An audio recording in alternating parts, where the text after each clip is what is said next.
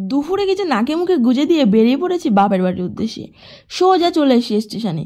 এদিকে বরমশাই বসে আছে ওভারব্রিজের উপরে, আমিও চলে গেলাম। দুজনে মিলে কিছু ফটো তুলে নিলাম। দেখতেই তো পাচ্ছ ওভারব্রিজটা কতটা ফাঁকা আছে।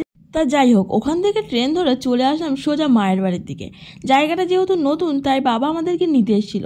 তখন প্রায় ইভিনিং হয়ে গেছে।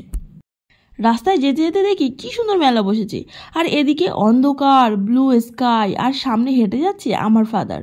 এদিকে দেখো রাস্তার পাশে কি সুন্দর ডল নিয়ে বসে আছে। চারিদিকটা দেখতে দেখতে যেতে যেতে না বেশ ভালোই লাগছিল।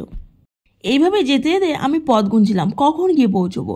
অবশেষে আমার এই পথ গোনার অবসান হলো। আমরা পৌঁছে গেলাম বাড়িতে। প্রথমে ফ্রেশ হয়ে নিলাম। ফ্রেশ হয়ে নিয়েই শুরু করে দিলাম আইসক্রিম দিয়ে। আর এদিকে তো বরমশাই ফোন নিয়ে ব্যস্ত ছিল। আমি তো আইসক্রিমের লোভ সামলাতে না পেরে আমি তো তাড়াতাড়ি করে আইসক্রিম খাওয়া শুরু করে দিলাম। তো বন্ধুরা, এখানে আমি আমার ব্লগ শেষ করছি। আবার দেখা হচ্ছে পরের ব্লগে। ভালো থেকো সবাই।